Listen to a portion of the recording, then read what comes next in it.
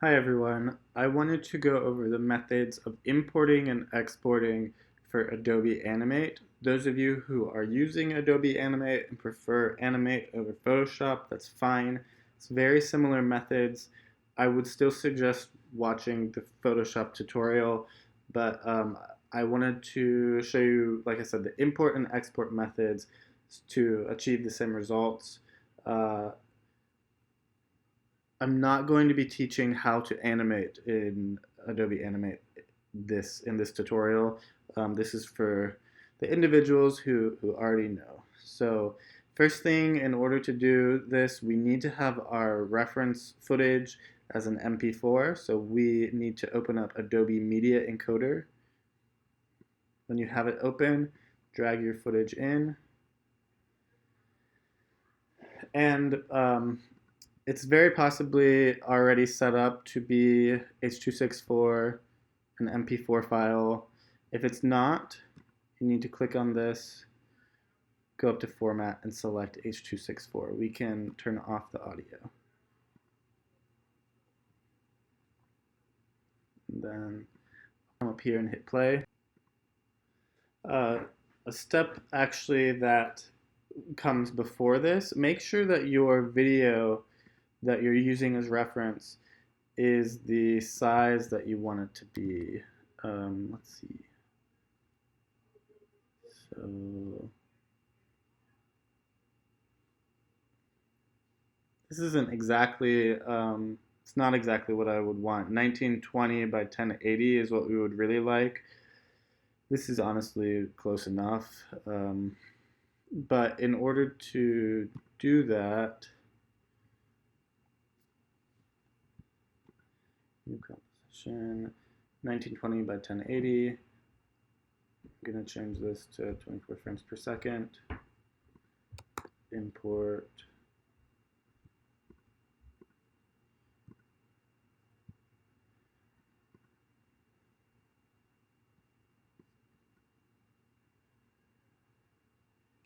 Okay. So we could just scale this up slightly.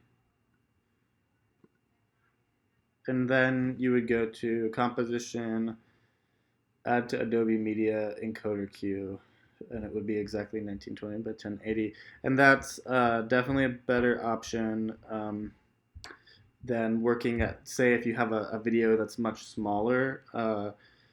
It's better to scale it up first and then start animating over it versus animating over a file that is small, and then your animation is actually small as well. So when you come into After Effects, you'll have to scale up your animation, and that's going to ruin the quality. So make sure that you change the size of your video first. Okay, so now we are ready to import the MP4 file that came out of Media Encoder and put it into Animate. I deleted the MOV file, so now we just have the MP4 file. I'm going to open up Animate.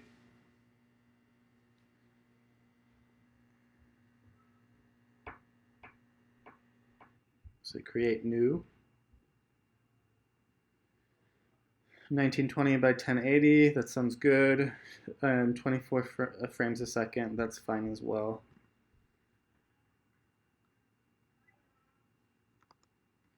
So in order to import that video correctly, what we want to do is go to File, Import, Import Video, select Embedded H.264 Video in Timeline, browse, select it. Now this page we want to pay attention to.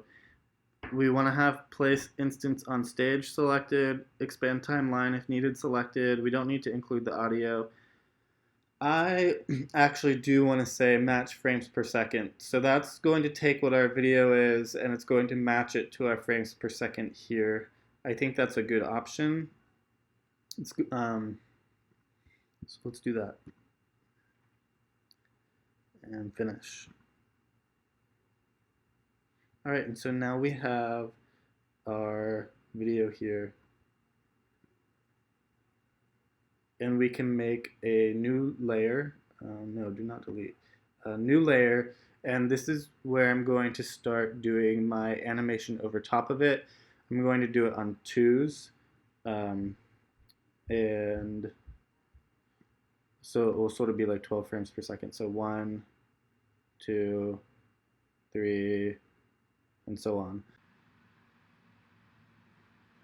All right, so I have made some very brief frames of this jellyfish. And we can see what I have. And I wanted to make two layers because I think, I'm going to show you the importance of having two layers in a minute, and what you can do with two layers. There was something strange happening with the video, not 100% sure what. If you watch, you can tell it kind of is jerky or jumpy. It goes jumpy a little bit. I think later it sort of smooths itself out.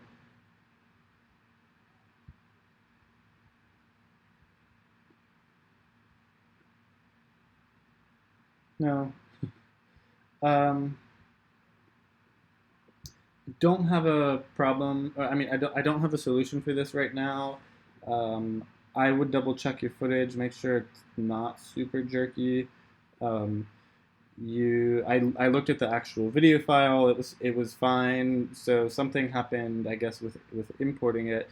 I also checked that box that we clicked with convert video to 24 frames per second. I checked to see if we didn't do that, if it played smoother, but that was also a bit messed up. So you can still work around it.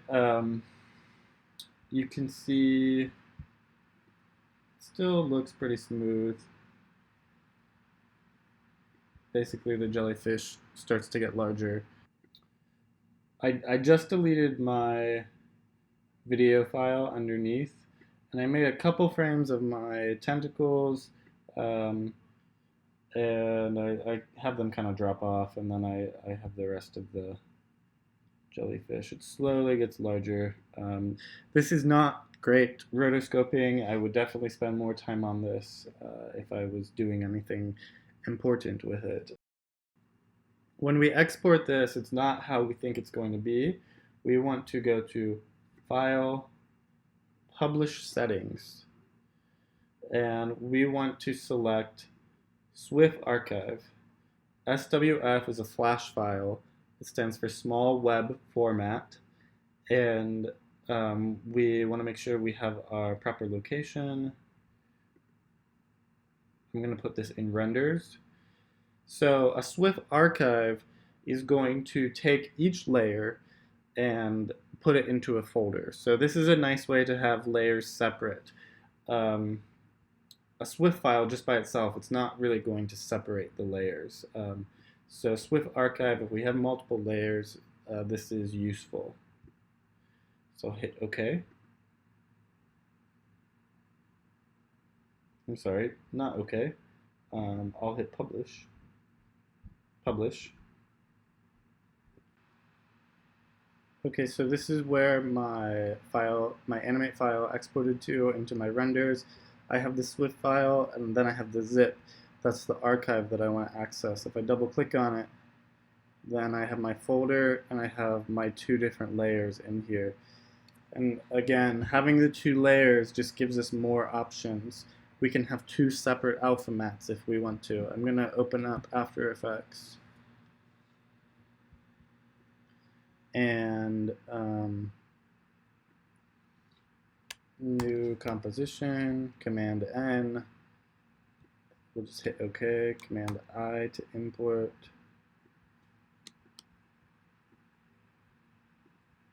And so this is what it will look like. I have my jellyfish head, the top of it, as a separate layer. And I have the tentacles also as a separate layer. And so this is, like I said, not great rotoscoping. Um, but I wanted to make sure that you all understood how to import first into Adobe Animate and then also export out of Adobe Animate. We don't use the export button, we use the publish button. And it's good to use SWF Swift files. So thanks. I just wanted to double check that video problem that we were having. And I don't know why the jellyfish was working like that, but it looks like with this video, we're having less of that, like, sort of jumpy frame problem that we were having before. I have all the settings the same, and if we scrub through, we can tell that it's not doing the, like, sort of 2 frames forward, 1 frame back thing that was kind of happening. This video looks like it plays pretty smoothly. This is the video I should have rotoscoped for you all. That would have been a lot better, right? So cute.